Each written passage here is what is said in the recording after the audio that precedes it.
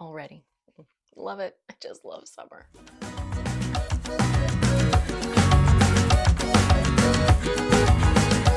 Hello, knitting friends. Welcome back to the channel. I am your host, Kristen, and today we are doing a little mid-year check-in. So if you are interested in seeing how my knitting goals are faring, grab your whip. Let's dive in. All right, knitting friends, a few notes before we jump in. It is summer. The children are home, so there may be interruptions. The cat thinks that the cord on the ring light is a toy, so the video may begin bouncing around as she plays with that. We have entered the more casual part of the year where things aren't always going to go as planned. Note number 2, what I am wearing today is a hack of my own Amankai tee pattern, which I have turned into a sleeveless top with a V neck, and it is knit in a hobby cotton linen blend. I don't remember which one. I want to say it's the Rococo, and you can see it has a little bit of a thick and thin texture. All right, so with that said, it is today June 18th, I think. June 18th, which means that the year, despite the fact that January and February were the longest months to have ever occurred in the history of mankind, the year is almost half over. So I thought it would be a good time to check in on my knitting goals and plans that I made at the beginning of the year. So if you want to go back and watch that whole video, which I may or may not link somewhere around here, you are certainly welcome to do so. However, assuming you aren't going to do that, I'll do a brief recap. So I had 3 overarching goals for the year. And I also, in lieu of a make 9, had created a make 12. So we're going to go over my 3 main goals, and then we're going to see how we're doing on that make 12. Goal number 1 was to have 25 finished objects this year. So not necessarily started and finished this year, just finished this year. Started whenever, maybe this year, maybe 5 years ago, who knows, but 25 finished this year. I have 10.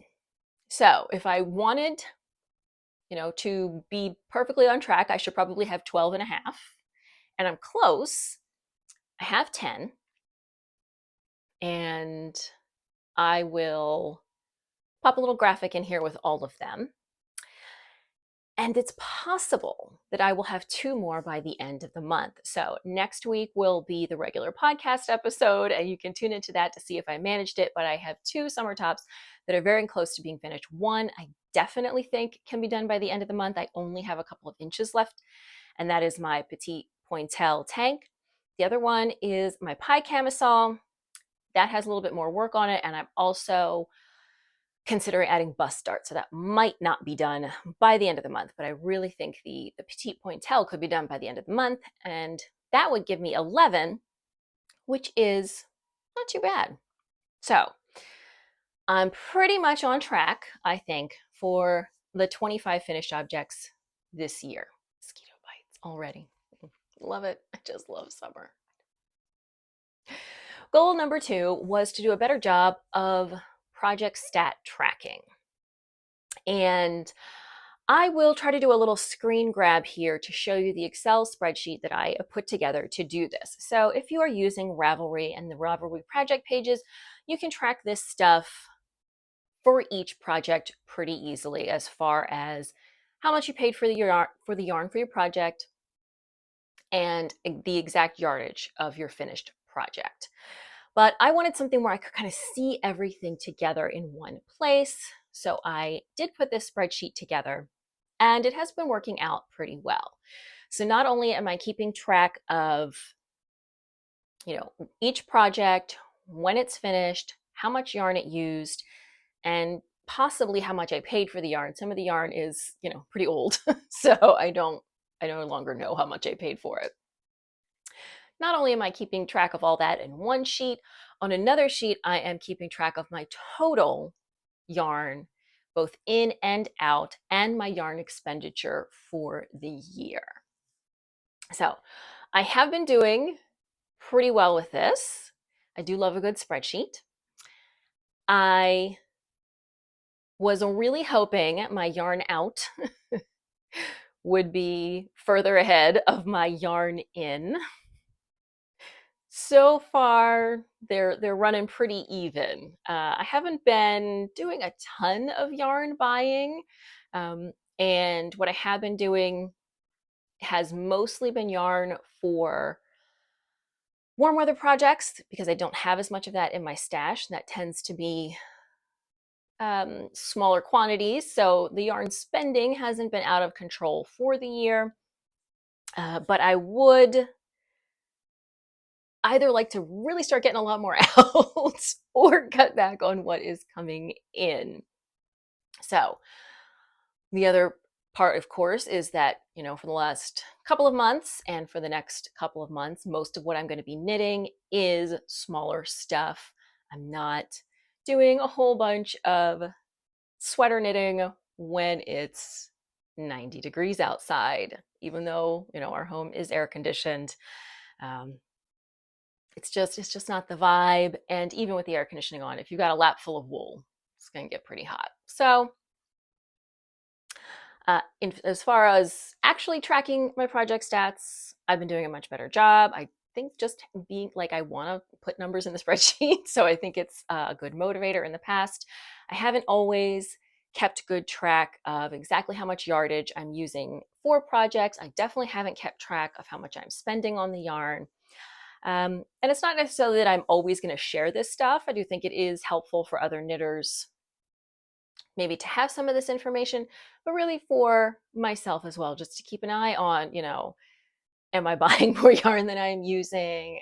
Am I going beyond budget on the spending? Am I spending a reasonable amount on projects? I think it's all good information to have. So, tracking my project stats, that has been on track. And then the last overarching goal for the year is that I wanted to try 3 new yarns, and I have already tried 2. So the new yarns I have tried this year so far are the Wandering Flock Cotton Lino, which I'm using for my Petite Pointel tank, and the Pearl Soho Santolina, which I have been using for my Penelope top.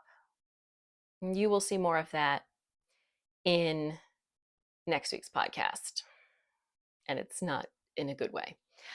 I haven't finished either of these projects though, so while I have some reactions to and opinions on working with the yarns, I don't have anything, to share about how, they wind up in the end because I haven't finished any projects, blocked any projects, or worn any of the projects yet. So more info on that coming, but so far both have been lovely to work with. They're both warmer weather yarns. The Soho Santolina, they have it as a fingering, I would say more of a sport. And it is a cotton viscose hemp or something like that blend. And then the Wandering Flock is like 4 different fibers. It's like cotton, linen, silk, and alpaca, but a tiny bit of alpaca, about 15%. So they're both warmer weather fibers. So I have tried 2 new yarns. I would certainly like to try at least one more. Hopefully maybe a yarn for colder weather, don't know. And there are plenty of yarns on my yarn wish list that would qualify as new yarns. So when I said new yarns, I meant, not just the yarn line is new, but the whole yarn brand is new to me. So they both definitely qualify for that. Hadn't used Pearl Soho or Wandering Flock before. Now I have, and I've actually recently placed an order for some more yarn from Pearl Soho. I am a Pearl Soho affiliate, so if you want to do any shopping there, you can use this link, and that's greatly appreciated. I ordered some good wool and the infamous linen quill that everyone has been raving about, to give those a try. But of course, now I've already used a Pearl Soho yarn, so I'm going to need a third yarn company that I haven't tried to fulfill the goal for the year. And again, hoping that's going to be a sweater yarn, something for colder weather. So as far as my overarching goals for the year, I'm pretty well on track. Now, let's talk about the Make 12. So every year, we have a flurry of knitters who will create a Make 9 for the year, which is a set of 9 projects they would like to finish in the coming year. And I do usually do this, but this time I decided for 2026 to do something a little bit different, and I made a Make 12. And the Make 12 was not necessarily 12 projects that I wanted to finish this year, but 12 projects that I wanted to at least start this year. While it's very easy to start new projects, we do it all the time. My caveat was that I could not start a new project unless I had finished a project the previous month. Not a project from the Make 12, just any project. I had to have at least one finished object the previous month, and then my Make 12. So I had assigned each month a different pattern. If I finished a project in December, I could cast on January's project. If I finished a project in January, I could cast on February, etc., etc. I think this has been a good motivator for me because I have finished at least one project every month, which doesn't sound like a lot, but I am definitely a person who always has multiple projects going and not as many finished objects as I would like, because that is the point, to have the projects and to use them. And also, if I'm going to be making videos and sharing, it's nice to have something to share. And I wasn't doing great at that, but I have been doing a lot better this year. So I have finished a project every month, and that means that at this point, I could have cast on 6 of my Make 12 projects because it is June. So each month I met my goal and I could have cast on that month's project. So that is nice. Did I actually cast on every month's project? No. Sometimes I had enough self restraint not to. So, for example, I have not cast on my June project, and I told myself I wasn't going to cast it on until I finished at least one and ideally 2 of the summer projects I had going. So, turns out I can have some self restraint sometimes.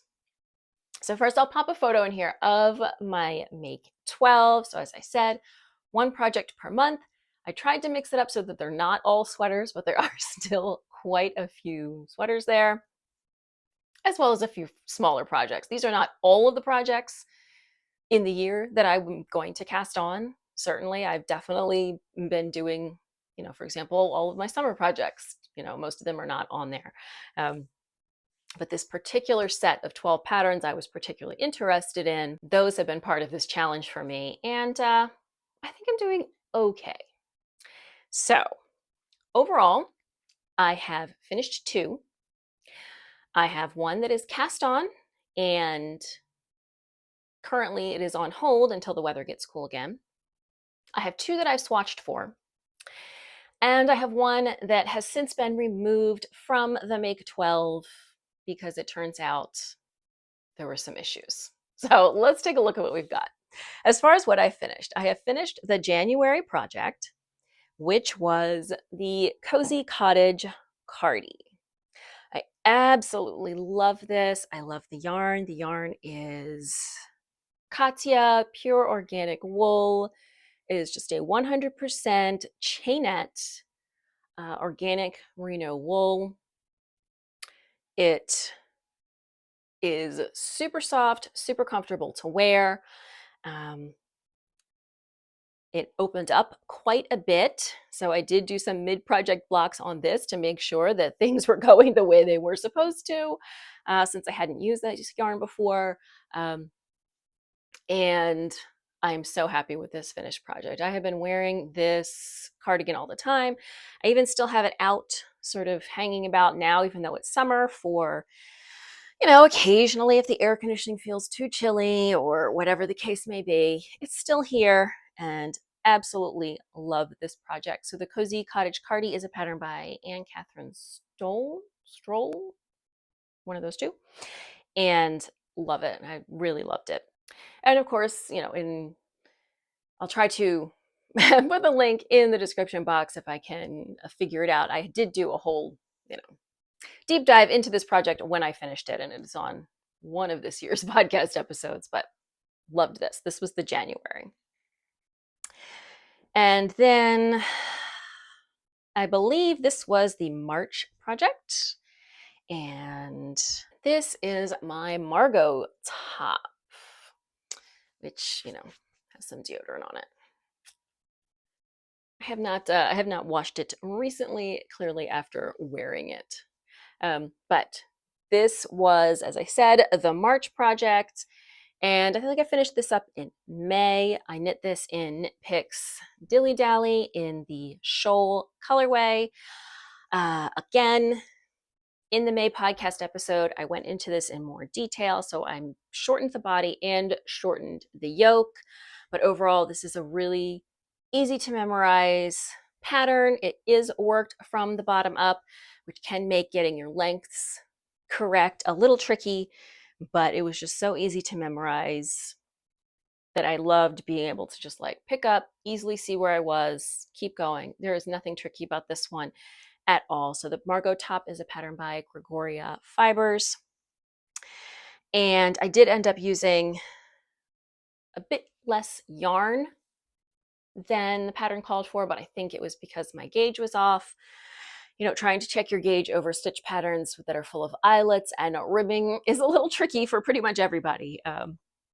But I did get this finished. That again was the March. So January and March projects are done. All right, the February project is the one that is half done. And I decided to just go ahead and put it on hold until the weather cools down again, because it is a very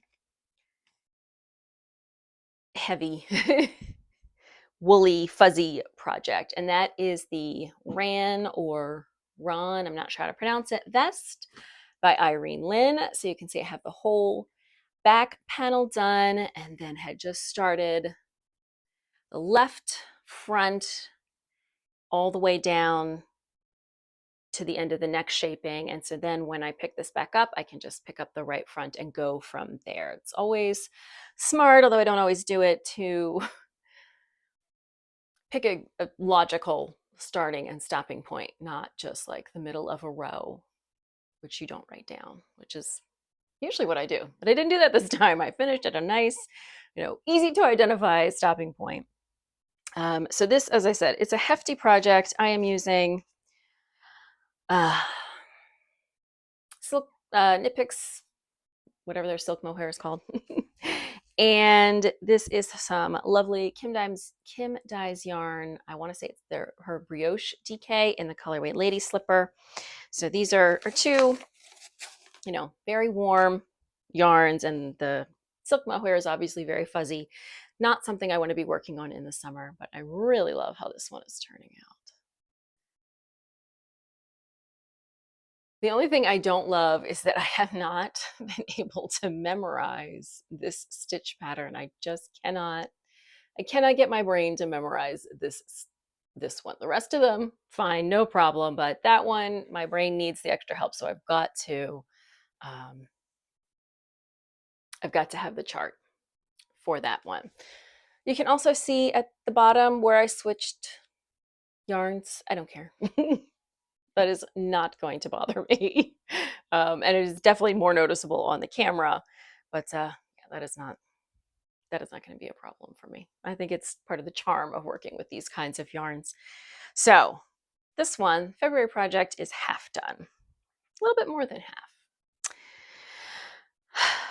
Okay. So I said the Margot top was the March project. That is because I shifted things around a little bit. The original March project was supposed to be the Haley sweater, which is also by Irene Lynn, but I wanted to push that a little bit later, because if I started it in March, maybe I would finish it in June and then I wasn't going to be able to wear it. So I pushed the Haley sweater to May. And so there we go. January, February, March became Margot. And then the May project became March.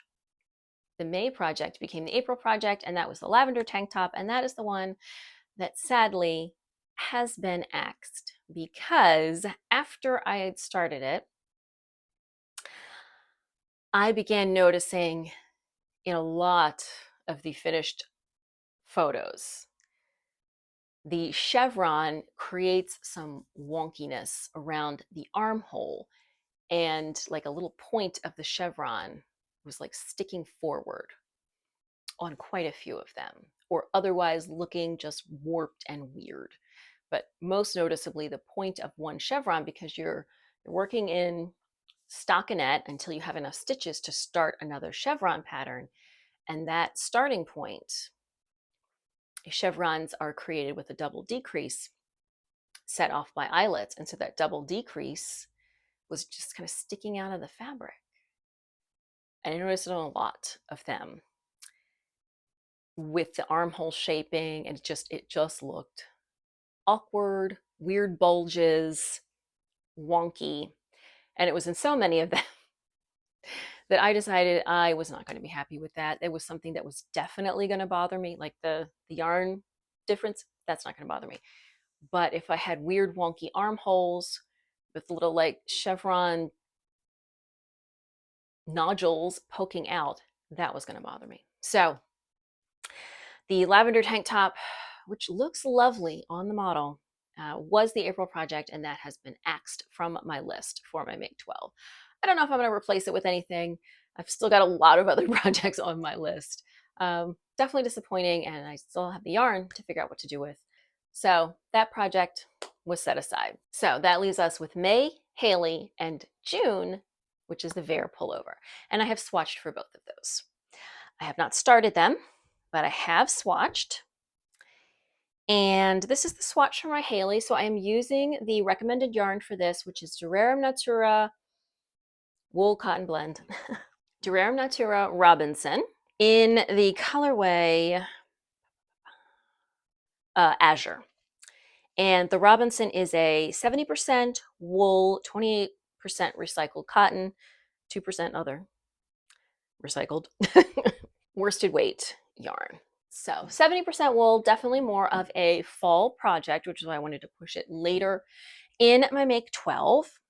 And I did go ahead and swatch for it. I need to go up a needle size.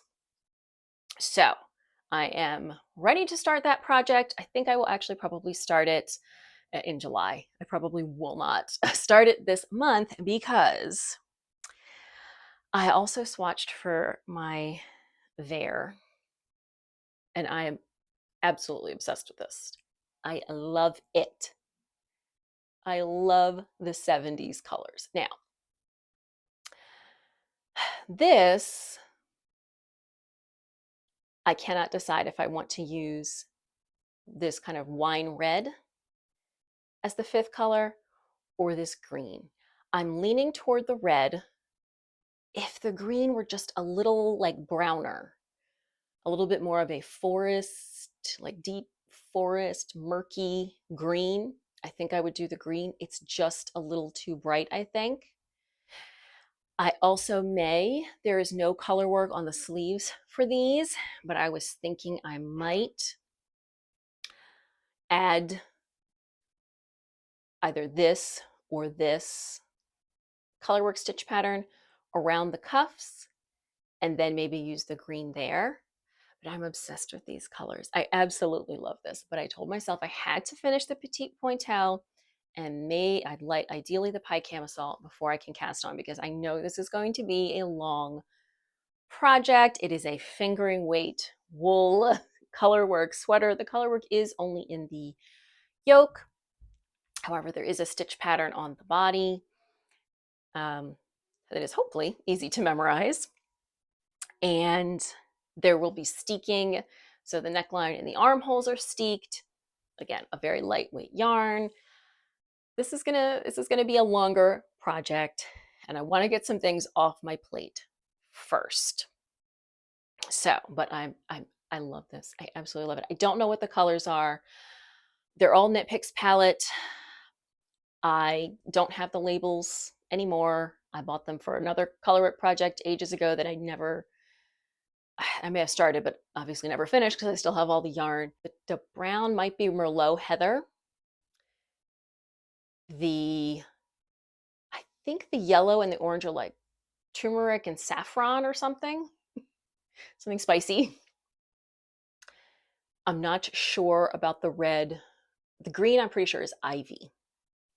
but I love this color palette. It's so 70s, which is exactly what I want for my Vair. So the May and June projects have been swatched for, but I don't want to cast on either until I get some more summer knitting done. I am almost summer knitting out. Again, next week's podcast, we'll be diving into some of my summer knitting fails, and I have 2 of them. Once I get the petite pointelle and the pie camisole done, I may go ahead and jump back into the fall knitting, and so then I would cast these 2 on. We'll see.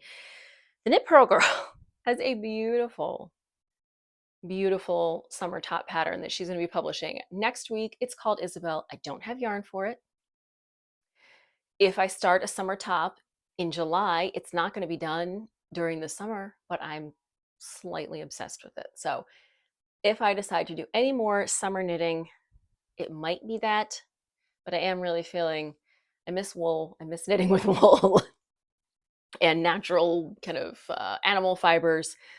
So we'll see. But that is where my Make 12 stands so far. So again, it's almost the end of June, which means my July project could be cast on if I finish a project this month, which I almost certainly will. My July project cast on for Make 12 is the Ginger Vest, and that is what I ordered the Pearl Soho Good Wool for. So I do have the yarn for it. And I have the yarn for the project after that as well, which is the My Flow Hood. So here, just a sneak peek.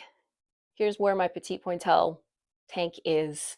According to the pattern, I'm done, but I need to do a try on. I think I want to make it a little bit longer, and I still have plenty of yarn left.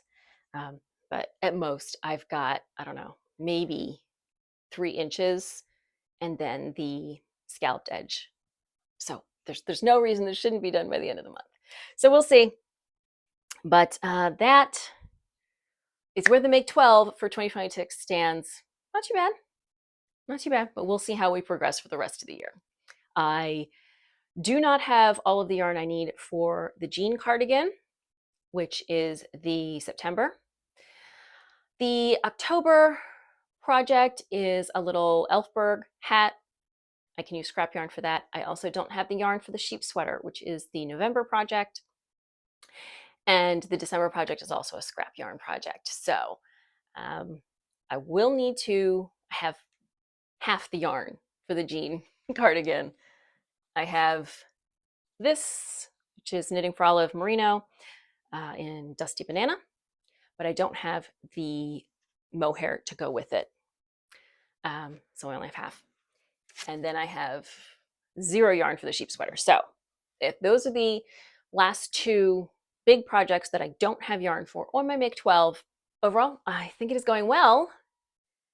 And I think overall for 2026, for my knitting goals and my plans, I am doing pretty well. Can I help you? Do you have something to contribute here? All right, friends, I would love to hear how you're doing on your knitting goals. If you made plans, if you made a Make 9, if you had some other kinds of goals for the year, I would love to hear how you are doing. So please leave a comment and let me know. I would love to hear how we're all doing on the goals this year because, yeah, somehow 2026 is almost half over. Thank you so much for joining me for today's video. If you enjoyed it or took anything from it, I hope that you will give it a thumbs up. Don't forget to subscribe. New knitting videos here every Saturday. Next week will be the traditional monthly podcast episode, so I can share a bit more about some of those summer knitting fails and my hopefully finished petite pointelle tank. If you're looking for me on social media, you can find me on Ravelry and Instagram as Amelia Peruana, and I will see you soon in another video.